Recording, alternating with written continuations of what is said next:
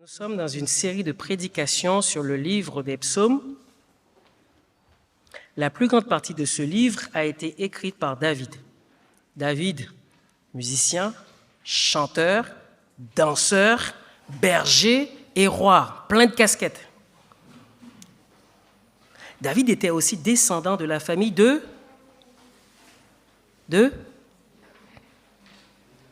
J'entends pas. David était aussi descendant de la famille de Adam. Ok. Adam. Les psaumes sont très utilisés dans les églises chrétiennes pour booster les temps de louange. Ce matin, on en a pris 3 et on a chanté des chants. Je bénirai l'Éternel, c'est carrément le psaume 34. Ils nous permettent d'exalter le nom de Dieu, de révérer Dieu, mais ça nourrit aussi notre foi. On peut les utiliser aussi comme des prières d'appel au secours à Dieu. Ils nous montrent comment être reconnaissant à Dieu.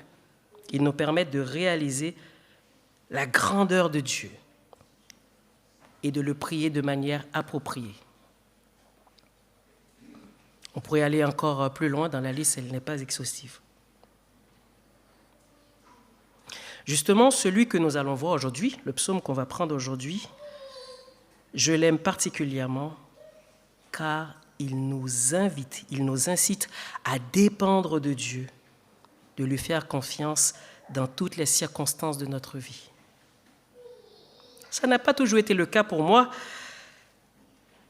car il y a quelques années en arrière, je vous donnerai un témoignage juste à la fin de la prédication si vous restez éveillés. Et je n'ai pas toujours eu envie de lire ce psaume. Maintenant, je vais vous donner un petit exercice à faire. Je vous invite à vous mettre debout et on va lire ce psaume ensemble, le psaume 34. On va le lire à l'unisson.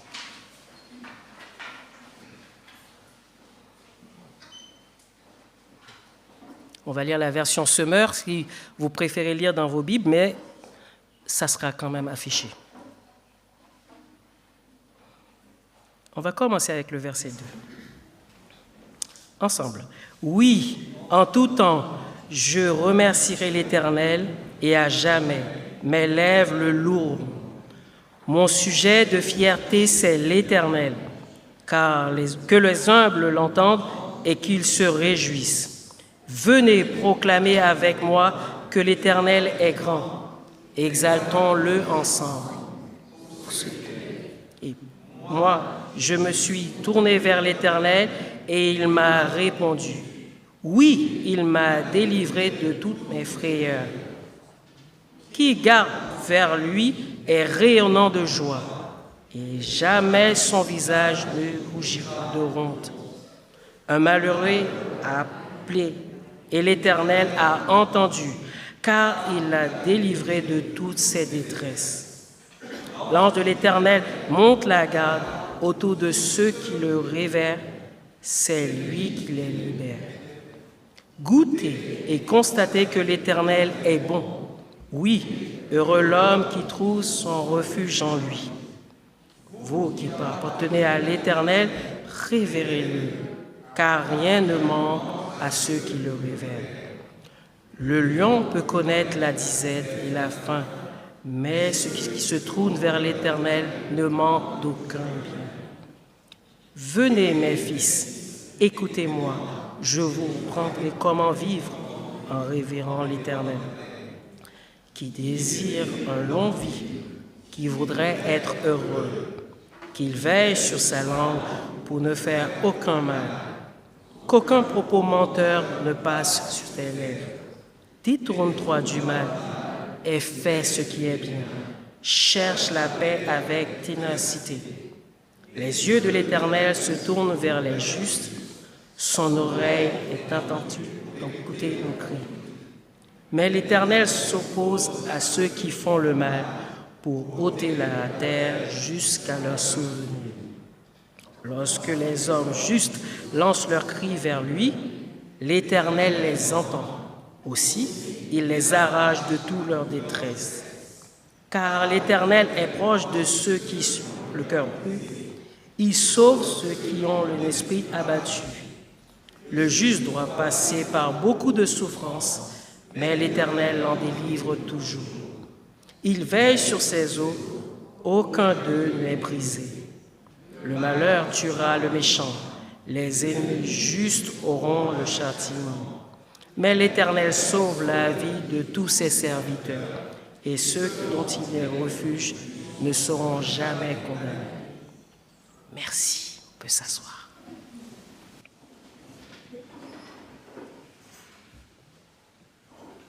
De tous les titres qui sont proposés dans toutes les versions de la Bible que j'ai consultées, je voudrais garder avec vous, en fait, ce titre, chant d'encouragement et de délivrance. Mais avant tout, ce psaume nous apprend qu'à une circonstance de la vie de David, qui est racontée dans 1 Samuel 21, 10 à 15, vous pourrez le lire chez vous, qu'il a été délivré d'une circonstance difficile. Le psalmiste était obligé de quitter la Judée, là où il était, à cause des persécutions de Saül, vous connaissez à l'époque, qui était roi, qui voulait sa peau. Il était parti se réfugier à Gath, dans le pays des Philistins. Et Philistins, vous vous rappelez Goliath, David? Mais là, pas de bol, David se trouve à nouveau en danger par ses anciens ennemis. Il se fit passer pour quelqu'un qui était fou, qui perdait, comme on dit aujourd'hui, les boules. Et parvint ainsi à faire tomber la défiance du roi qui le laissa quitter son pays sans lui faire aucun mal. Et là, David réalise que c'est Dieu qui l'avait protégé, délivré. Et ce n'était pas du tout le fruit de la stratégie qu'il avait mis en place. David composa ce psaume dans lequel il célèbre le bonheur et la sécurité de ceux qui appartiennent au peuple de l'Éternel. Il écrit « Moi, je me suis tourné vers l'Éternel » au verset 5, et il m'a répondu. Il m'a délivré de toutes mes frayeurs.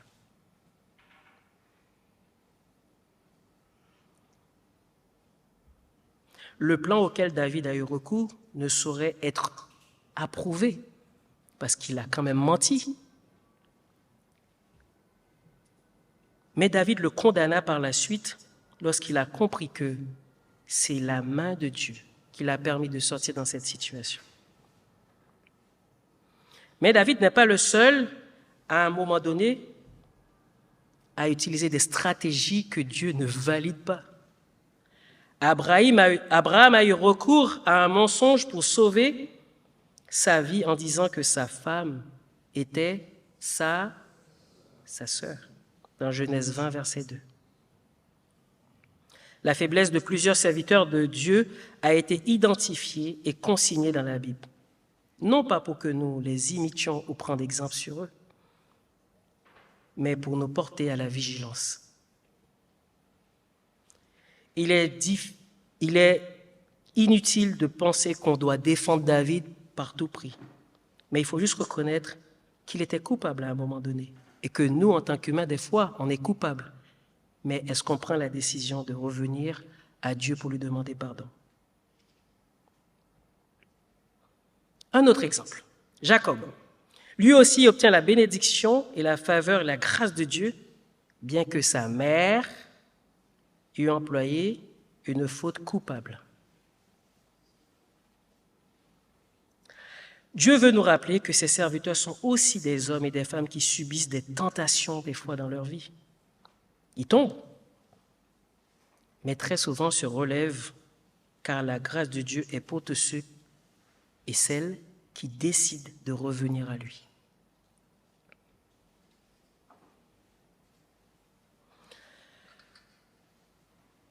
Qu'est-ce que David veut nous dire à travers ce psaume? Dans ce psaume, David institue où il instruit le peuple sur ce qu'il faut faire pour vivre bien et longtemps sur la terre. Ça me rappelle le psaume 1er aussi. J'invite chacun à vraiment rester concentré sur ce psaume et ça nous permettra vraiment, à chaque fois, dans nos épreuves, dans nos temps de joie, à nous rappeler que nous avons un grand Dieu. Pour mieux comprendre notre texte de ce matin, je l'ai divisé en 2 grands groupes et je vais commencer par le tout premier qui va reprendre les versets 2 à 11 où on va dire que Dieu, il est bon envers son peuple. Les versets 2 à 11 sont remplis de louanges de David. Au verset 2 jusqu'au verset 4, il invite le peuple à célébrer l'Éternel avec lui. Il prend la résolution de louer Dieu continuellement afin que les malheureux et les humbles se réjouissent. David convie le peuple entier à exalter l'Éternel avec lui. Les versets 5 et 7, David repense ici au contexte de sa délivrance, parce qu'il a été sauvé, délivré, après avoir crié à Dieu.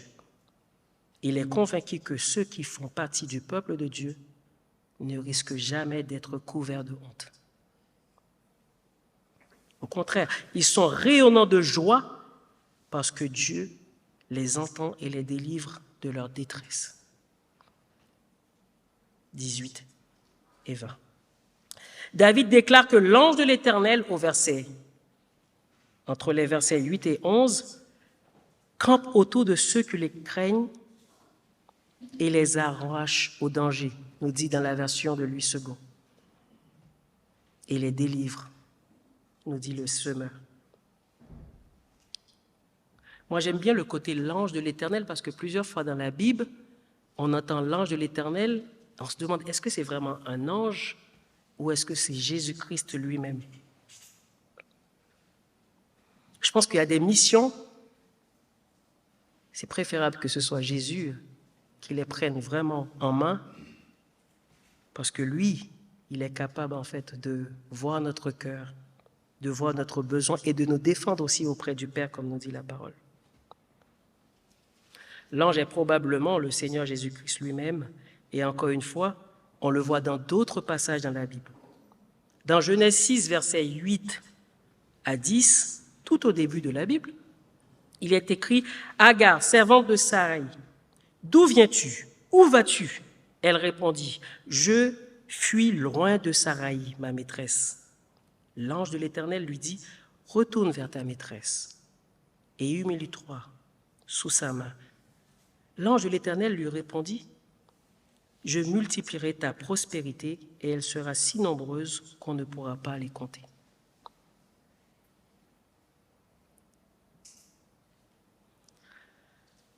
Dans les versets 8 à 12, David nous présente la protection divine sous la forme d'une image de l'école militaire. Moi, je n'ai pas fait l'école militaire, je n'étais pas encore en France à l'époque, mais j'entends que les gens apprenaient avec beaucoup de rigueur et à un moment donné, qu'est-ce qu'ils faisaient? Ils les utilisaient au quotidien. À un moment donné, David nous rappelle plusieurs fois que, tout comme le soldat qui reçoit les instructions solides, et après, ils pourront les mettre en application dans la vie de tous les jours. Ceux qui se confient en l'Éternel sont remplis de joie et voient sa bonté. Rien ne manque à ceux qui craignent l'Éternel, c'est-à-dire ceux qui sont ses véritables adorateurs. Ils ne seront privés d'aucun bien. Je bénirai l'Éternel en tout temps, sa louange sera toujours dans ma bouche. Est-ce qu'on prend le temps de le dire tous les jours, dans quoi que ce soit, peu importe la situation où on se trouve?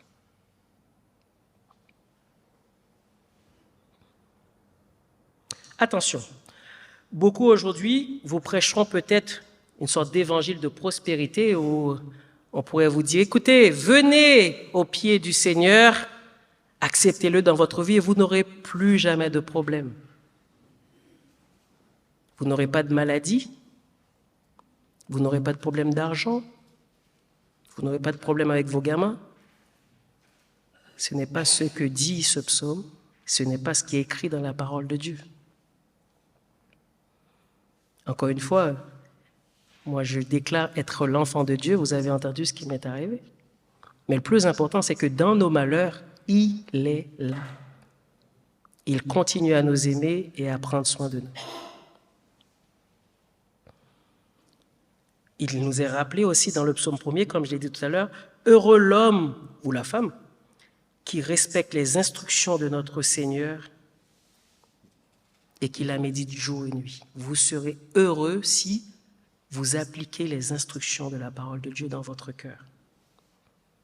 Manu nous l'a dit la dernière fois aussi dans le psaume 23.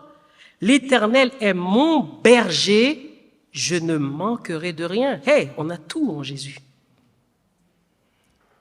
Mais il faudrait que les autres comprennent en fait que quand on dit tout, c'est une histoire de matériel, mais c'est surtout la vie éternelle qui est au-delà de tout ce qu'on pourrait espérer ou imaginer. La deuxième tranche de notre chapitre. Dieu bénit les justes en leur donnant la vie. Les versets 12 à 23 contiennent des instructions de David au peuple sur le meilleur moyen de vivre une vie heureuse avec le Seigneur. Il les exhorte à écouter ses enseignements concernant la crainte de l'Éternel. David apprend au peuple l'essentiel pour mener une vie paisible et bien. Dans les versets 13, il dit de se garder du mal et de la tromperie. Dans les versets 14, il dit de faire le bien. Dans le verset 15, c'est un enseignement de sagesse qui conduit à une vie de qualité sous la bénédiction de Dieu. Plusieurs garanties sont offertes à ceux qui mènent une vie juste devant l'Éternel. D'abord, l'Éternel porte un regard favorable sur ceux qui sont justes et qui respectent ses instructions.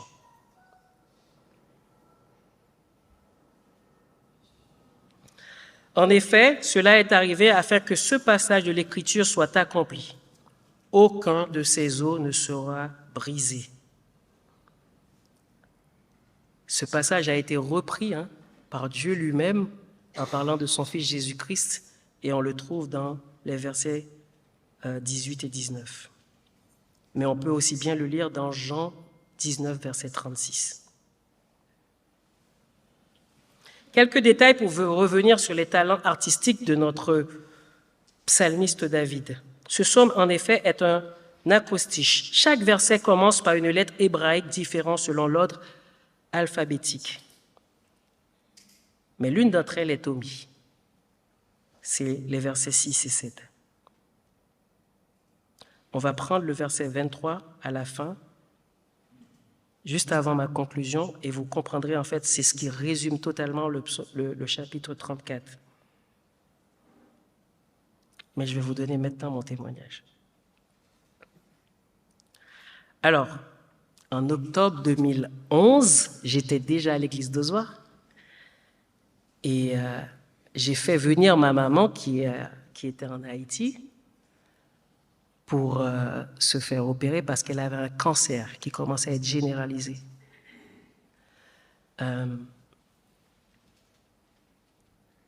Elle a eu son intervention et le lendemain, pendant qu'elle était en salle, ils ont constaté qu'elle avait une infection et ils ont dû lui poser des drains pour essayer d'évacuer tout ça, mais ils n'ont pas réussi et du coup, elle s'est retrouvée de la salle au service de réanimation. Elle est restée pratiquement 1 mois à l'hôpital de Lagny, qui est devenu aujourd'hui l'hôpital de Jossigny, et elle n'est pas ressortie.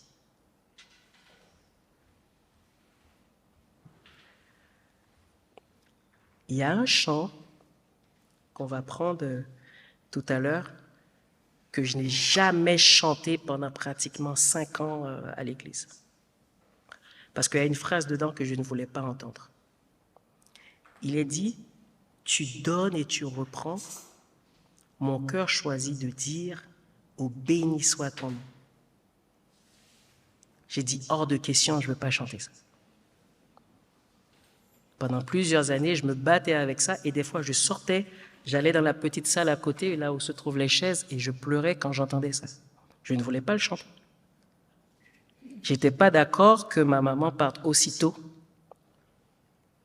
Et j'entends régulièrement qu'on a un grand Dieu qui nous écoute et qui fait ce qui est bon pour nous. C'était pas bon pour moi que ma mère parte aussitôt. Tu donnes et tu reprends. J'ai dit non, c'est pas pour moi. Et justement, ce psaume prend tout son sens dans ma vie parce que j'ai un très bon ami à moi qui m'a un jour dit, Axon, le verset 2 de ce psaume, si tu arrives à le comprendre, si tu arrives à comprendre le verset 2 de ce psaume, ben, tu as tout compris au message de Dieu. Je bénirai l'Éternel en tout temps et sa louange sera toujours dans ma bouche. En fait, ce n'est pas lié aux circonstances. Par une chose simple, par une phrase simple, en fait, j'avais tout compris dans le message. Notre bonheur en Christ n'est pas lié aux circonstances, c'est pas matériel.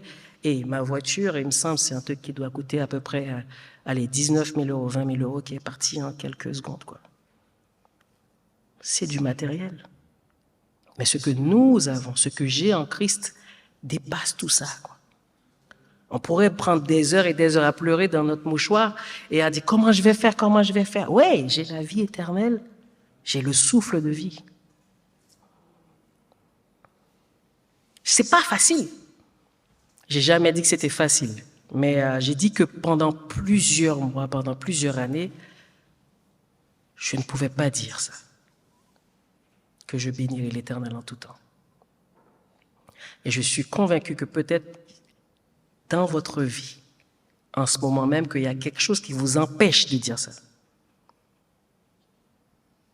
Parce qu'on est chrétien, mais des fois on a du mal à accepter certaines choses qui nous arrivent. Des fois, c'est difficile à avaler la pilule. Mais David nous l'a rappelé, c'est plus que ça, c'est plus que le loyer, c'est plus que l'argent, c'est plus que le travail, c'est plus que tout ce qu'on pourrait imaginer. C'est la vie éternelle, ça n'a pas de prix, quoi. Et on a tout ce qu'il faut pour nous encourager à bénir le nom de Dieu au quotidien, quoi.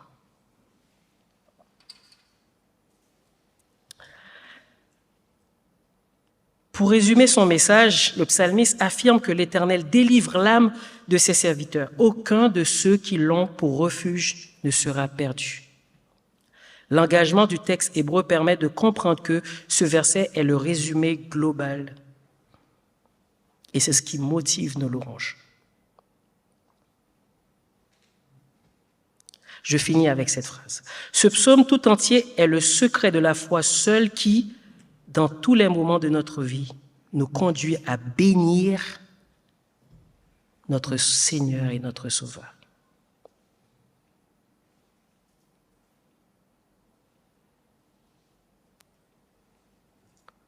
On ne peut pas bénir le Seigneur dans nos circonstances difficiles si on n'a pas la foi en lui.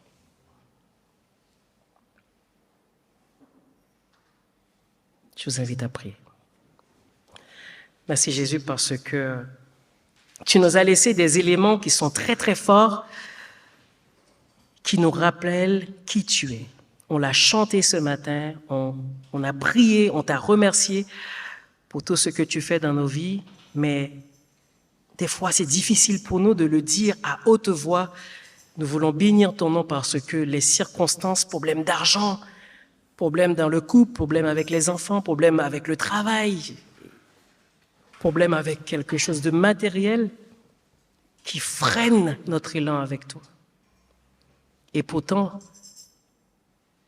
plusieurs fois tu le dis dans ta parole que tu tiens le monde dans ta main. Tu as créé le monde avec tout ce qu'il renferme. Tu nous as créés, nous, à ton image et à ta ressemblance. Tu as créé la mer, le ciel, les animaux, les arbres. Tu as tout imaginé. Aide-nous, Seigneur Dieu, à t'accorder la meilleure place et ne pas laisser les circonstances de notre vie, les difficultés qu'on rencontre au quotidien, prendre la place que tu mérites.